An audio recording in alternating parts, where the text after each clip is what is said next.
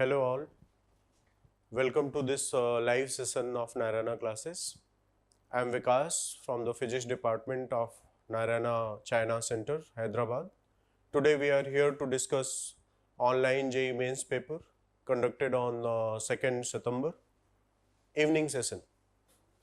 We are starting from the question 1. These questions are based on the memory. Here and there can be little bit problems that I will be updating you in respective questions. So let us start. This is the question number 1. A rod is heated from 0 degrees Celsius to 100 degrees Celsius. Its length is changed by 0.02%. What is the percentage change in its density? So change in length of rod can be related as L into coefficient of linear expansion into change in temperature. Relative change in length of rod is coefficient of linear expansion into change in temperature. This is your one equation. One another logic we can use during this expansion process, mass of this object is unchanged. Mass is unchanged, where mass relation is what? It is density into volume. As mass is unchanged, we can write relative change in density plus relative change in volume. This sum is 0. As we know relative change in length, we can know the relative change in volume. Relative change in volume is simply going to be 3 times of relative change in length, that is 3 times of alpha delta T. And relative change in density is the negative of relative change in volume. This detail is given in your question as 0.02%. Your answer for relative change in density, obviously it is negative. There is no negative sign in any of the option. Your best answer is the 3. This is the answer for this question. Let us move towards question number 2. There is a 2-dimensional loop going like this, carrying current in this sense. We want to write magnetic moment of this loop. Here, if we look loop in xz plane, to complete this loop I can take one extra part here. This loop in xz plane, respective magnetic moment, you see, because of the current circulation as seen from top view, it is there circulating in clockwise sense. Respective magnetic moment is going to be down in downward direction, that is m1 I am writing. This m1 respective vector is in minus y direction, and magnitude is what? Simply this dimension and that dimension, A into B into current. So magnetic moment m1 is dimension of loop, actually area A into B into current, and direction is what? Negative J direction. Similarly, we can focus on this loop in YZ plane. This wire additionally what I have used here, it was not given in question. Now on considering this loop, this wire is getting A to C, wire is getting A to D, actually this point is D, is getting used doubly. So effect of adding this wire is getting nullified, and magnetic moment of that particular loop, by looking sense of current, you are able to decide it should be in negative, it should be in negative x direction. Loop in YZ plane, respective magnetic moment is area, current in loop, and direction I.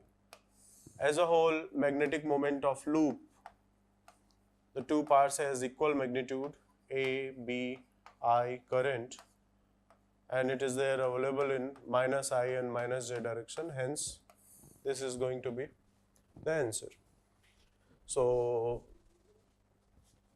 option 2 is your answer for this question.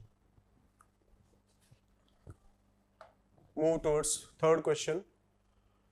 If area, time t and momentum p is assumed as fundamental physical quantities, then we need to write energy of the particle in terms of these newly assumed fundamental quantities as area, length and momentum. So we know dimensional formula of energy,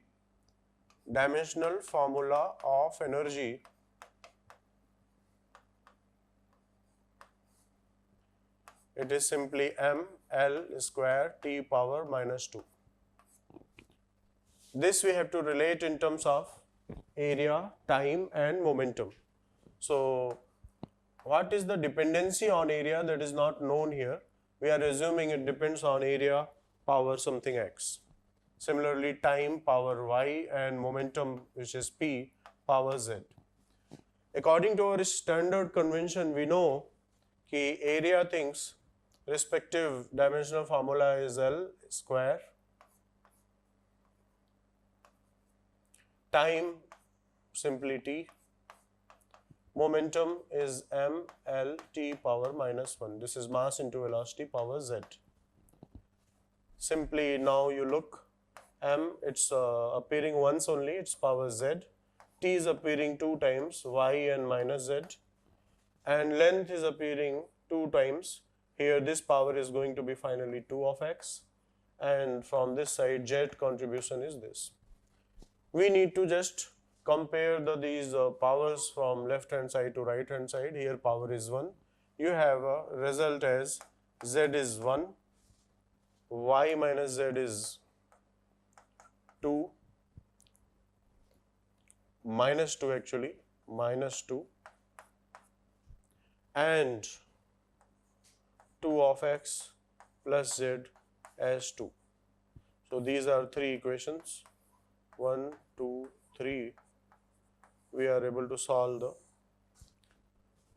correct answer, which is represented here as option number 2. Next question.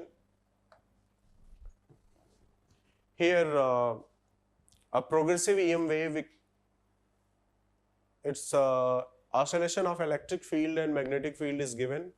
We need to predict what is the correct direction of propagation of EM wave. We know direction of propagation of EM wave is related with something like unit vector in the direction of propagation of electric field. Its cross product with unit vector in the direction of propagation, in the direction of oscillation of magnetic field. This cross product gives you the direction of propagation of light. If we will represent a rectangular coordinate system here, something like this. Suppose that this is x-axis, this is y-axis and this is z1. Our electric field oscillations are given in the k direction. Electric field is oscillating in this direction.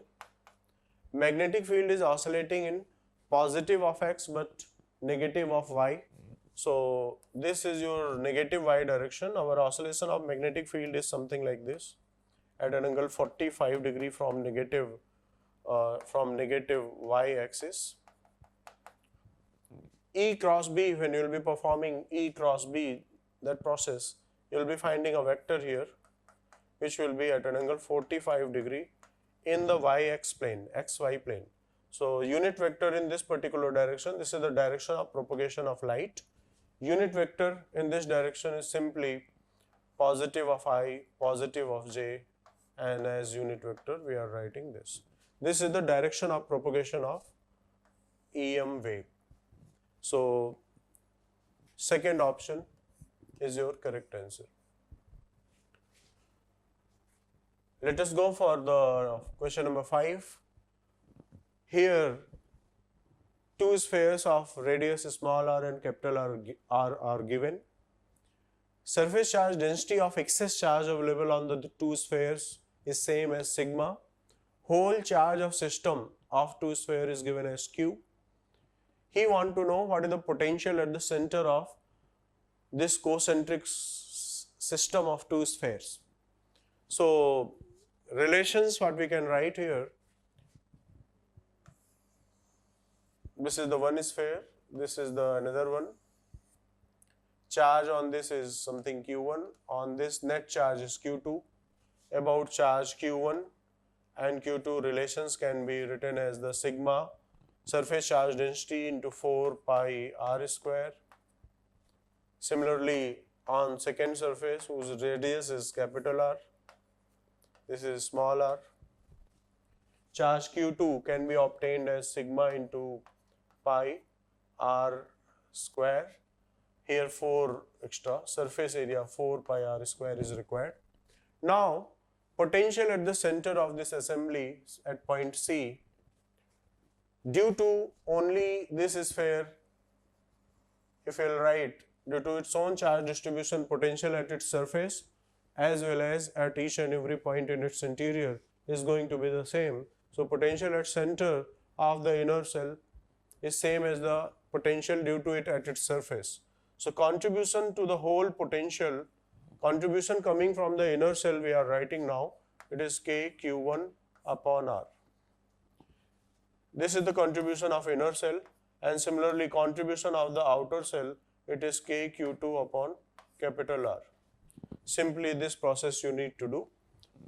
On adding the values of Q1 and Q2, you are going to get option number 2 as your correct answer. Proceed to the question number 6. Surface tension. A capillary, its radius is given, liquid rising in this capillary, respective density is given, surface tension of liquid is known here. Find the height up to which liquid rises in the capillary. Here, this text part in actual exam, it was little bit different. It is typed little wrongly here. What was the actual detail? I will try to explain you with the figure. This is the capillary, and in capillary liquid is rising up to here, suppose that. This is the liquid in the capillary, and this is the normal level. This is the usual height h, measured from this lower point of the meniscus. This angle 60 degree is what? He said actually a tangent drawn here at this place and tangent drawn at that place. Where they are meeting at that place, they are making an angle 60 degree. This angle is 60 degree. So by symmetry you are able to explain what is going to be the half of this angle. This angle will be 30 degree. And as this angle is 30 degree, angle of contact is going to be 30 degree. So simply angle of contact is 30 degree. This information is written little incorrectly in the question. As contact angle is 30 degree, now we can estimate height rise. Standard formula is what? Height rise is the twice of T cos of contact angle upon R, rho and G. G value and all other details are mentioned here. When we'll feed these all details, we'll be getting answer as the 4. So this line, angle of contact between the liquid and capillary tube is 60. This information was different there in the question. It was at the contact point, at the topmost point of the meniscus, two tangents drawn, their intersection point, at that point angle is 60 degree. Hence, angle of contact is going to be the half of angle of 60 degree, which is equal to 30 degree. Okay, proceed to the question number 7. In a given potentiometer circuit, a cell of 1.02 volt is balanced at 70 centimeters, it is 51 centimeter from the end A. Find the potential gradient. Here also one information is not correct here. This is the 51 centimeter from the end B in the actual exam, from this end. Okay, so consider that A as B. Find the potential gradient. Potential gradient is actually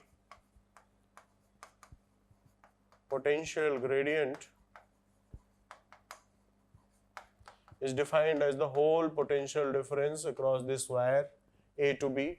It's available uniformly. this potential difference upon the length AB, and it is distributed uniformly.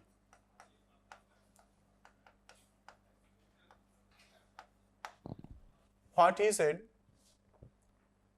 whole value of potential difference AB is not known, but up to this point, call it this point as C. Potential difference up to C, A to C is known to you, it is 1.02 volt, and respective length A to C is also known, that is 100 centimeter minus 51 centimeter, 49 centimeter. So potential difference, this detail will be finding as 1.02 divided by 49 centimeter and here volts. So this is giving you potential gradient, its value, which is coming finally as the option number 2. So let us move to the question number 8.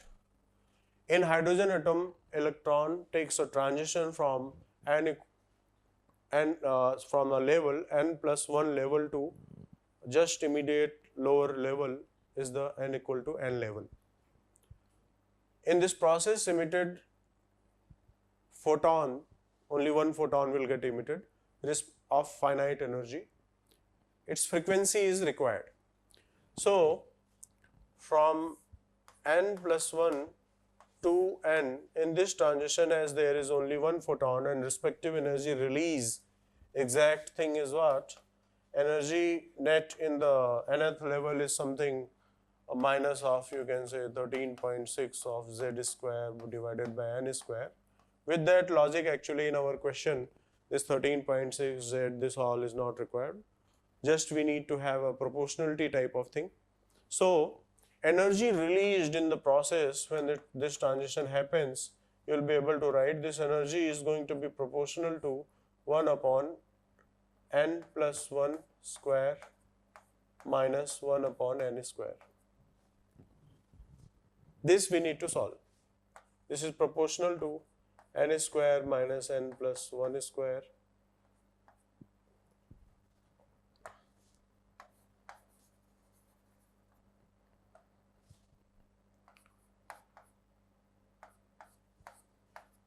divided by n plus 1 square into n square. He said in question to consider n tending to infinite, meaning n value is very large. Under that consideration,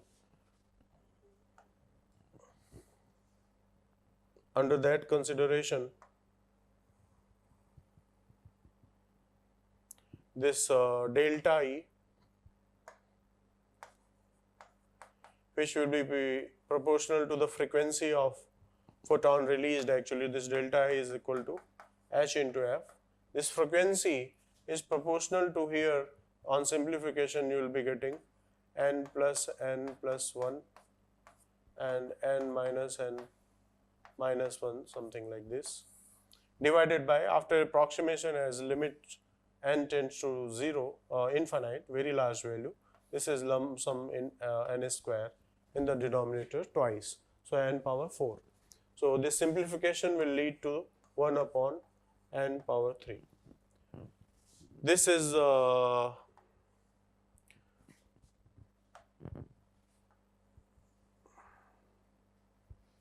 your fourth option in the question, 1 upon n cube. So let us proceed to the question number 9. Displacement time graph of a particle performing SHM is given in the figure. Assume that mean position of SHM is x equal to 0. 4 options. Option A, no force acting on the particle at t is equal to time equal to t by 4, where t is the one time period in the question you are able to see. Here to there, this whole period is capital T seconds. At t is equal to t by 4, at this instant particle is there at mean position, x equal to 0 is the mean position.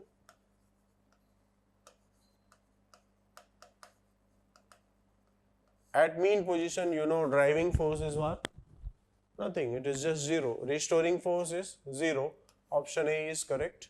Speed of particle is maximum at 3t/4. Speed of particle is maximum at the mean position.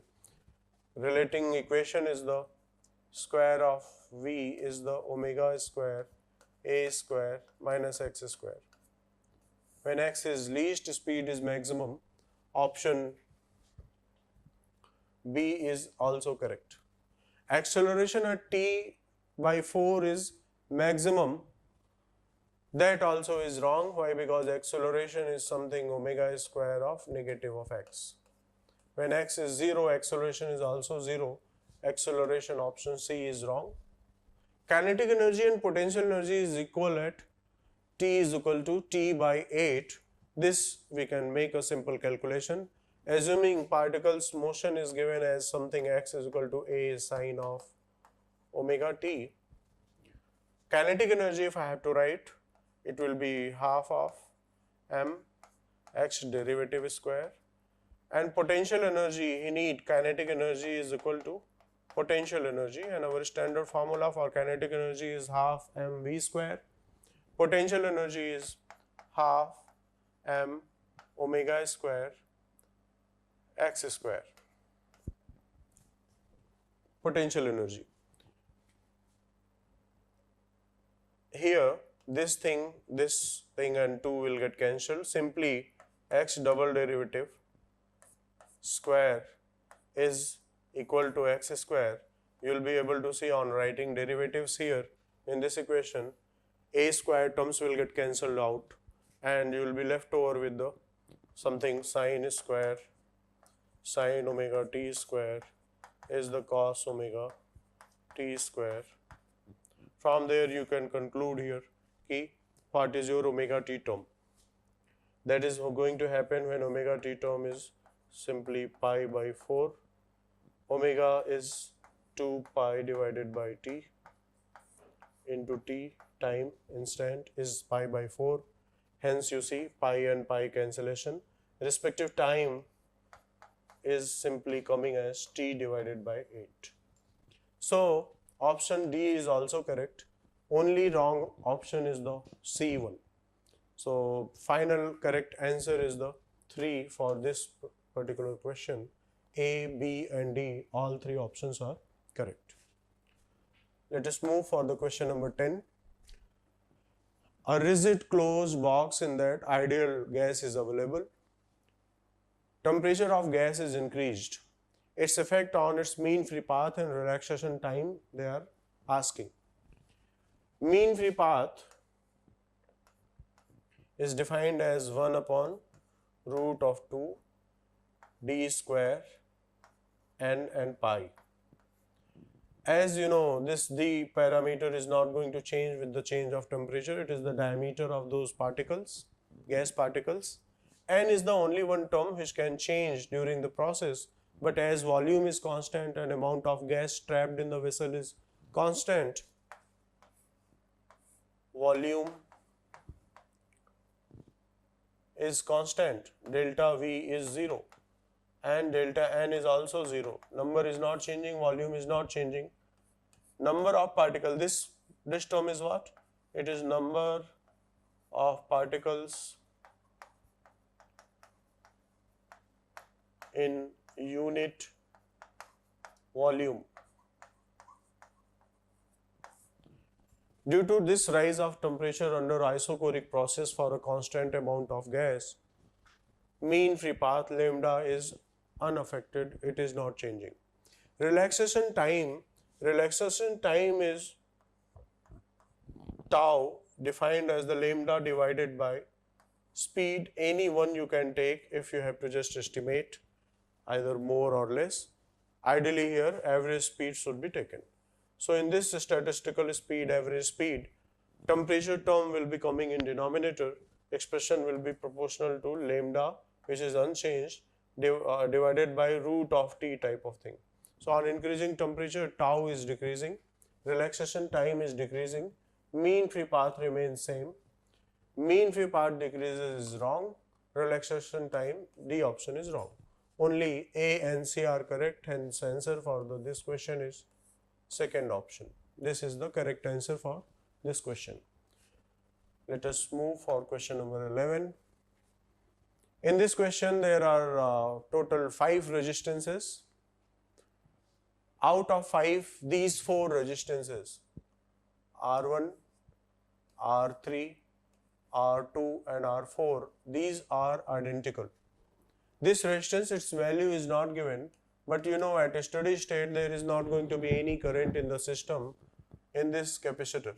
So current in this capacitor at a steady state will be 0, no current will be passing through that branch. As here in this branch you are able to see resistance is something 2R and here resistance is R. If I will tell you current in this branch here, if this current is I, here in this part current should be 2 of I, and summation of these two current will be passing through this particular resistor. Here this current will be 3 of I. I is one unknown for me. I can write loop equation in any of the loop. Suppose that we are planning to write loop equation here. You will be writing 10 volt potential drop in the whole loop. Here on traveling here, this is 2 of I and this term is I. Potential difference across these two terminals are equal. Here lower side resistance is R, upper side resistance is 2R. To satisfy constant potential difference across this resistor and that 2 resistor, current in this lower branch should be 2I. If in upper branch it is I, here it is 2I, and across 4R it is 3 of I. So let us write the current equation, potential difference equation, 2 of I into R here, and then here 3 of I into R. This is simply equal to 10 volt. From here I can be estimated. 10 volt is equal to 5 IR, implies I is equal to 2 divided by R. They need potential difference across capacitor. Potential difference across capacitor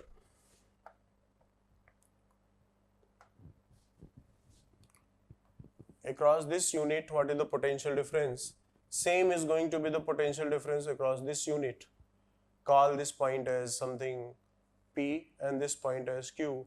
Potential difference from P to Q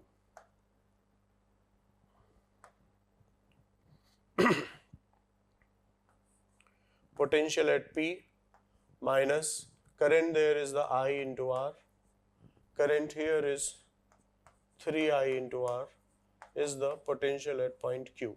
So potential at point P minus potential at point Q is simply 4IR, where IR its value is 2. You are getting answer finally is the 4 into 2 as 8 volt. That is the option 4 is the correct answer for this question. So next one, question number 12. Two discs of known moment of inertia about their axis of symmetry and known omegas are given. They both are rotating about these vertical axes. You are touching these two axes and at the end system attains a constant omega. At that state he is asking what is the kinetic energy finally associated with this system. Final kinetic energy of these two disc system. So one thing is what? This assembly, when you are joining it, initially their angular speeds are omega 1 and omega 2. Finally their angular speed is going to be common.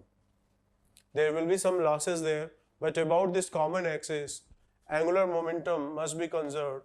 Angular momentum conservation about axis, that gives you one constraint, one relation, simply I1 omega 1, second disk I2 omega 2, as their omega vectors are parallel, hence we are adding it simply, is equal to, finally they have a unique omega, that is the omega final. Moment of inertia will get added there. We know if the two bodies, their moment of inertia about common axis, we know we can define whole system its moment of inertia as the summation of these two. From here I know my final angular speed, that is the summation of I omega divided by this. Kinetic energy final is half I1 plus I2 omega final square. Just you need to keep the value omega final. This is I1 plus I2. Omega final is I1 omega 1 plus I2 omega 2 square of this, and in denominator also you are going to get the term I1 plus I2 square. So there will be a one simple cancellation, and final term you are able to see, that is simply half I1 omega 1 plus I2 omega 2 square divided by I1 plus I2. On keeping these values, I1 is given 0.1 SI units, I2 is the 0.2 SI units, omega 1 is 10 and 5. On keeping this all, you are getting 20/3 joule as the answer for this question. Let us move to the question number 13. In this question, from this corner, one particle, it's mentioned, one particle is projected. Particle, its mass and charge is known. It is projected horizontally, which is actually little wrong. In final exam there, it was released. They said this particle is not projected. This is wrong. It is released at this corner. So we want to know what is the, you can say, the state of motion here that we are trying to define. The y and x relations we are going to define. That is going to come simply as 1. So no big calculation is there. We are escaping calculation here, and we are proceeding for the question number 14. In a standard Young's double slit experiment, in one situation, first situation, monochromatic light, respective wavelength is given, and number of fringes getting formed in length O to P is something N1 given as 16. When we are using another monochromatic light of different wavelength, bit smaller, number of fringes formed in between the region O to P is, we are expecting it should be increasing. In length OP, which is L, suppose that the fringe width, symbol W, fringe width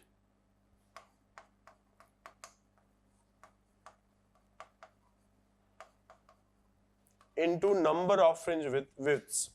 We are assuming these fringes are identically wide.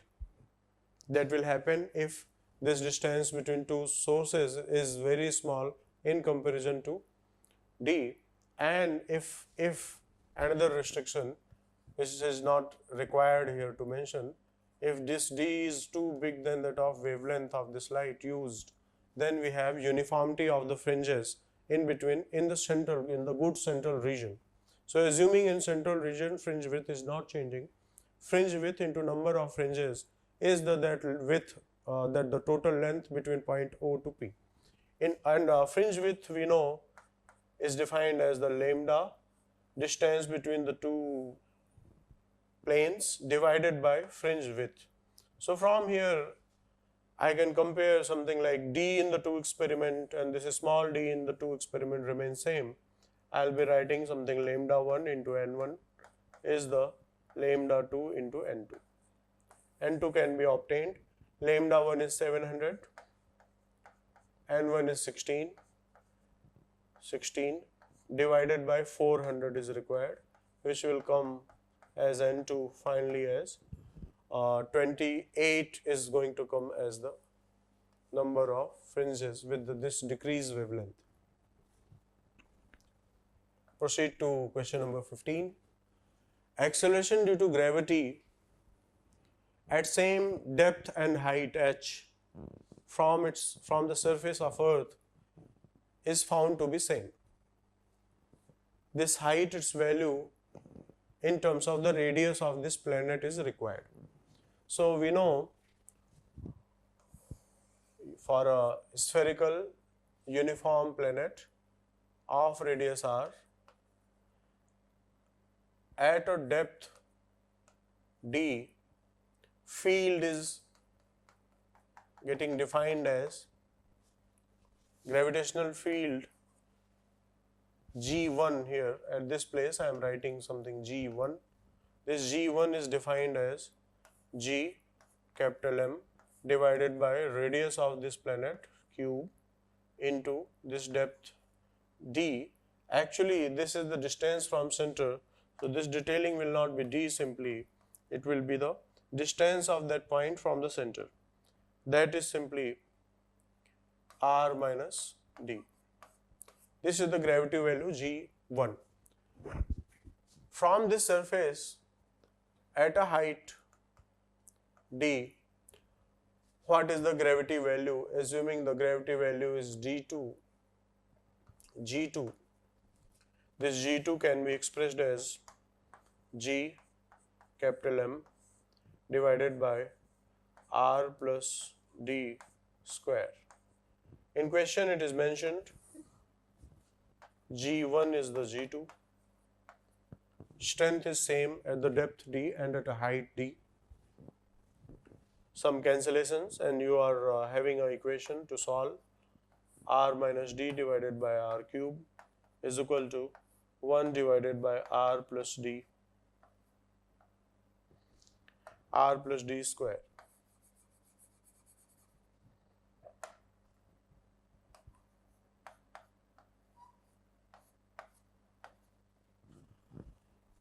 On simplification, you are going to get in terms of D a quadratic equation, and that quadratic equation, just simplification will lead to D square plus D of R minus R square as 0, will be giving you answer for D as root 5 minus 1 into R divided by 2.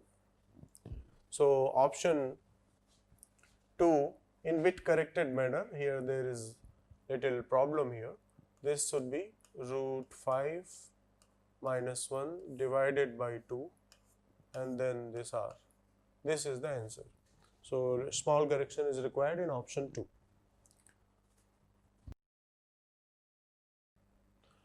Here is the question number 16. Efficiency of a cyclic process is given as 50%. Heat added in the process is given as Q1 as a positive number, Q1. Heat given Q1 is 1915 joule. For Q2, here is a typographical mistake. This Q2 in exam was the minus of 40 joule. Q3 is correctly given 125 joule. Q4 in exam they said it is negative. It is negative. It is not heat given, it is heat extracted, that is mentioned there in exam. Here it is not mentioned. And this is unknown. They want to know what is the magnitude, what is this amount of heat Q4 which is negative. So we know what is the efficiency of a cyclic process. Efficiency of a cyclic process is the work done in cycle, in one cycle, divided by heat added only in one cycle. Heat added to the system in one cycle. So work done in one cycle, it is the net heat added minus heat rejected divided by heat added. Heat is getting added here in two steps. The Q1 is heat added, Q3 is the heat added. These two terms are the heat rejected. That is mentioned in the question. So this efficiency is given in question as 50% numerically in terms of the work divided by heat added is equal to 1 by 2, and just we need to do the simple calculation. 1915 joule plus 125 joule these are heat added, rejected heat is the 40, and one part whose numerical value is Q4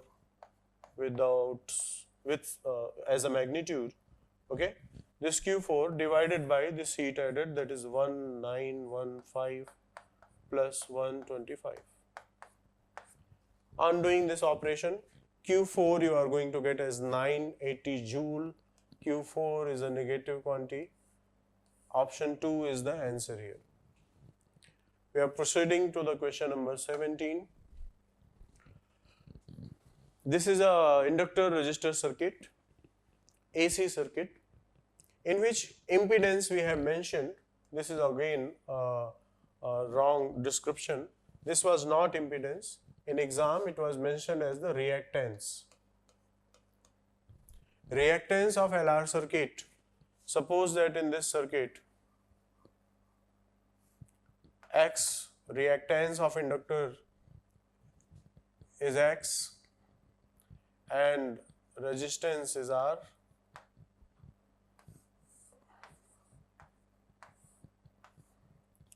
He gave as X square plus R square root, this detailing as 100 ohm. At the same time, voltage and current phase difference in between, it is 45 degree.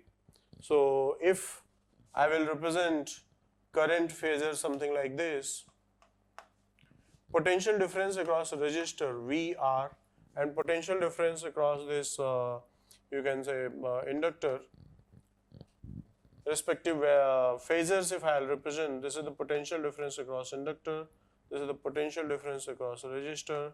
He said absolute potential, which is this line, absolute potential is making an angle 45 degree with the current, meaning it is simply telling you VR is same as VL, its meaning is X is same as R.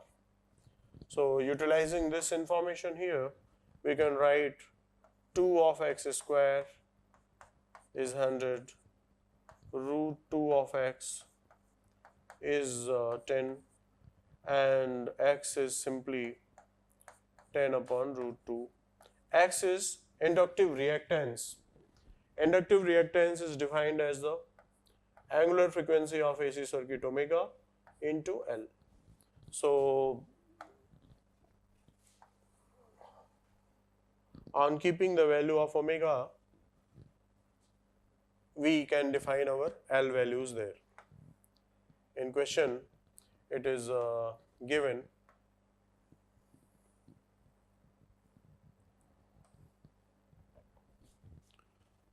frequency is given as 1000 Hertz.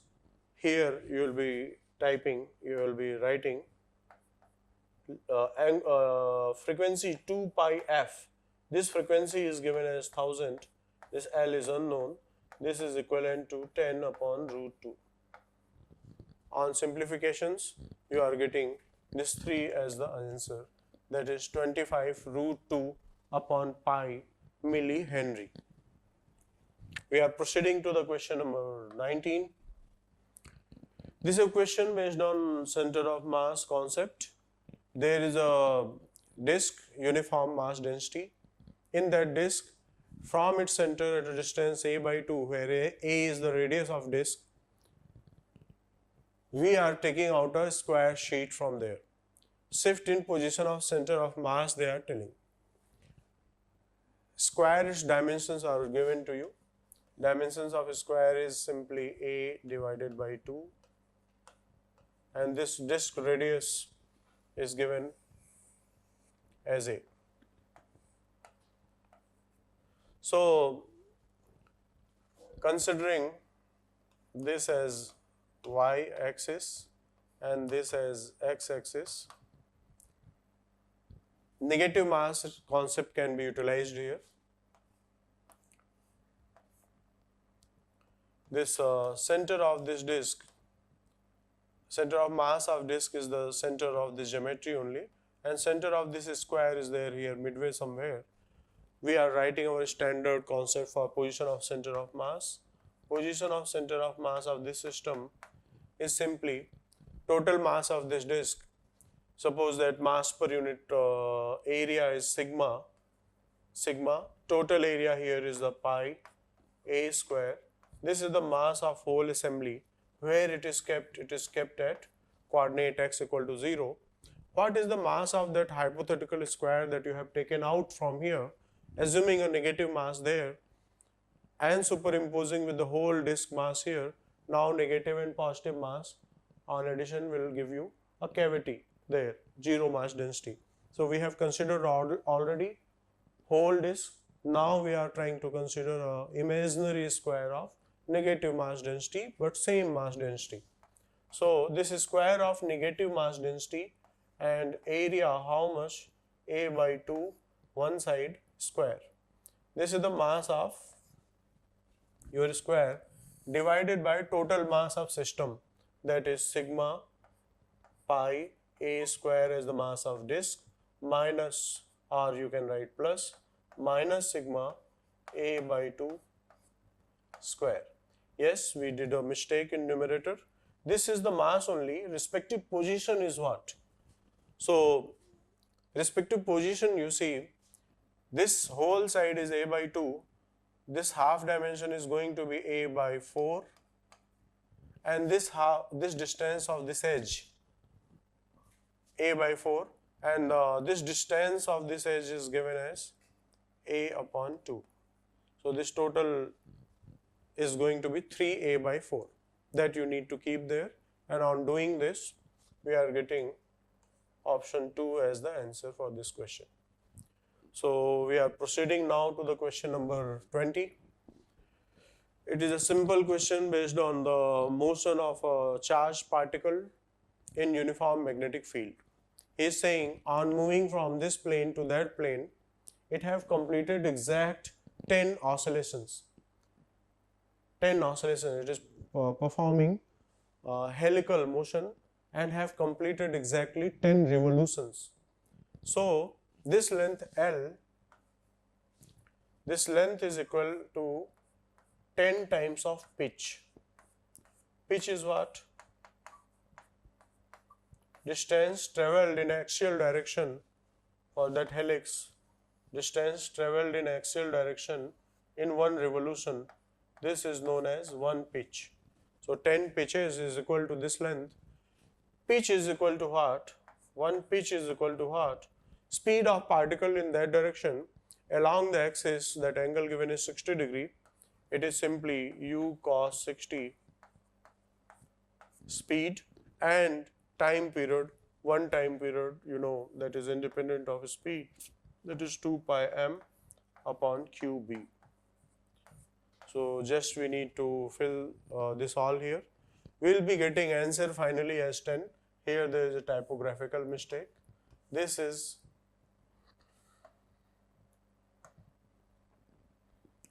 10 pi m v divided by qb. This will be the answer, third option. So we are proceeding to question number 21.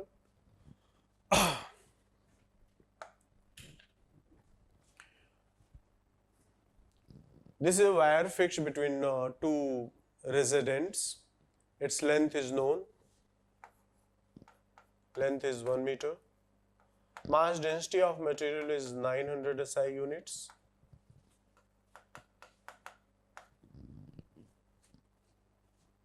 Minimum frequency of resonance is required. Strain in wire is known to us, 4.9 into 10 power minus 4. Young's modulus is also known. Young's modulus is 9 into 10 power 9 SI units. So frequency of resonance is defined as n divided by 2 of L, root of force divided by mass per unit length. Force at any general cross section, average force present there, and this n goes to something 1, 2, 3. The least possible frequency F least for that n is equal to 1. This is the 1 upon 2L root of Young's modulus force divided by mass per unit length. Here mass per unit volume is given. Force can be obtained as the strain into Young's modulus into area of wire divided by mass per unit length can be expressed in terms of volume mass density rho into area. So area term is not given in question and it will not appear also in calculation. Simply on fitting this all values given, you are getting answer as 35 Hertz for this question. This was the question number 21. Proceeding to the question number 22. One light ray is getting incident here. This is normal drawn at this place. At an angle of incidence 60 degree, it is approaching to this point. Call this point as A. Deviating from normal, and at this place where it is emerging out from this sphere, there is a partial reflection happening. Partial reflection, little part of light is getting reflected and some part of light is getting transmitted. He is asking what is the angle between these two light rays. One is the emergent light ray and another is the internally reflected light ray at that place. So with simple calculations, you will be able to see here at this place, this is air and this is that medium of refractive index √3. This angle is if theta, we can write as 1 sin 60 is equal to √3 sin theta. √3 divided by 2 is the √3 sin theta. Theta is 1 by 2 is the 30 degree. As this angle is 30 degree, this angle is also going to be 30. This is your normal, so this angle will be 30 degree. This is 30 degree. What equations you have used at point A, same equation you can use it at point B also. As angle of incidence here is 30 degree in the medium of refractive index √3, in air that angle is going to be again 60 only. In air this angle will be 60 degree. So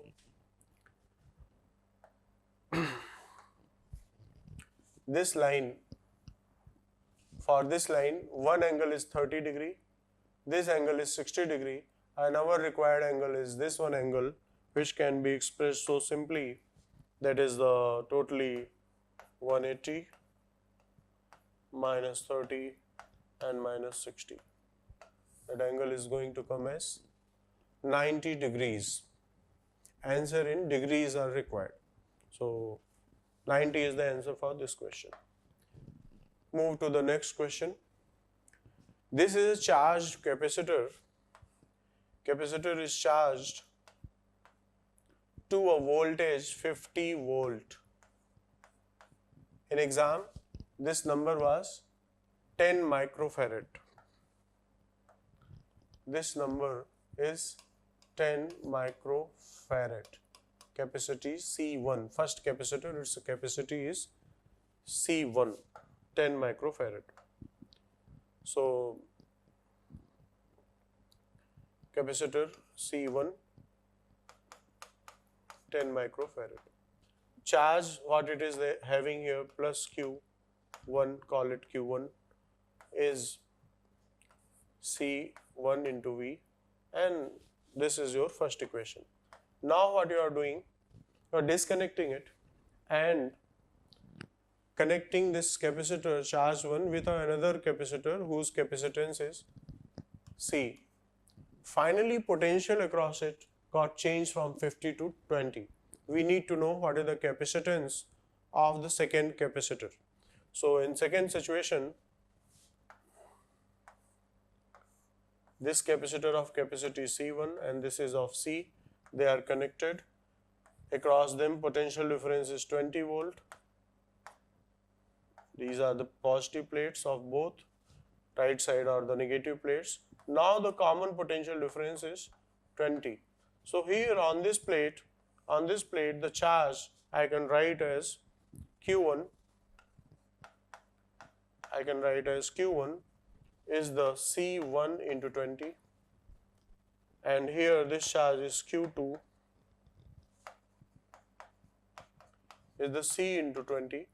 Summation of these two, Q1 plus Q2, is already known to you, is the C1 into 50. So just we need to solve this equation, Q1 and Q2 values on feeding it here. This is C1 plus C into 20 is the C1 into 50. C1 is known as 10 microfarad. C2 on solving, it will be coming as 15 microfarad. This answer here mentioned is wrong, as this number is 10 microfarad. Finally, you are getting answer as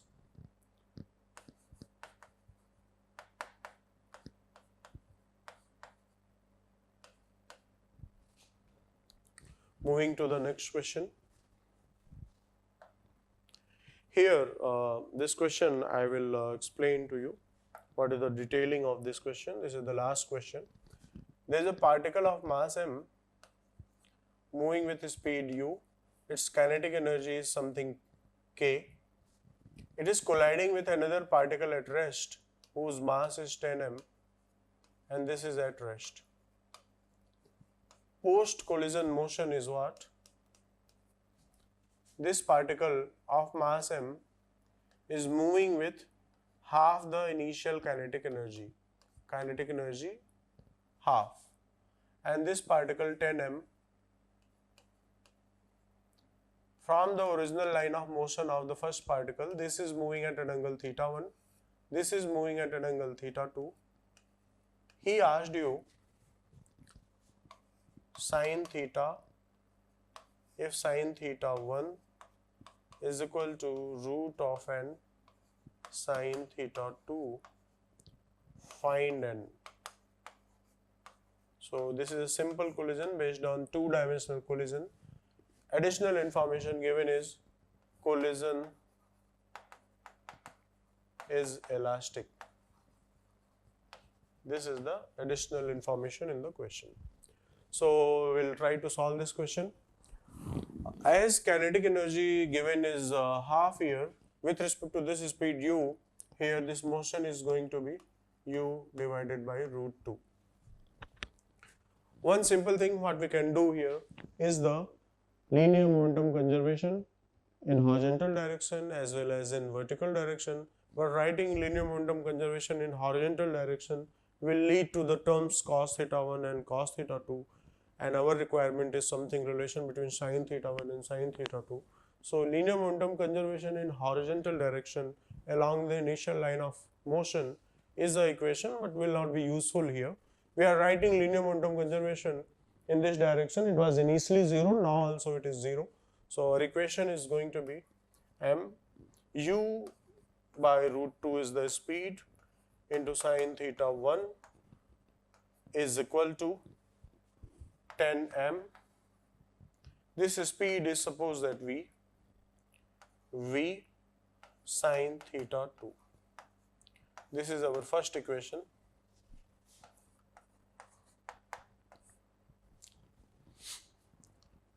Another equation you can write as energy conservation. Kinetic energy in beginning is the, before collision is the half mu square. Kinetic energy after collision, he said this particle itself has kinetic energy half m, actually half of this value. So utilizing that we came to know that this speed of that particle is becoming u upon root 2. This term is the half of this term. So leftover half part of this is the kinetic energy of the 10 m mass, second particle respective kinetic energy. So this is equation number 2. There is no more unknown. Simply what you need to do, this half 10m v square is the half of half m u square. On solving this, you are going to get a relation between u and v. Feed that equation here, relation here, and get the relation between sin theta 1 and sin theta 2. On doing so, you are getting rho n to be 10.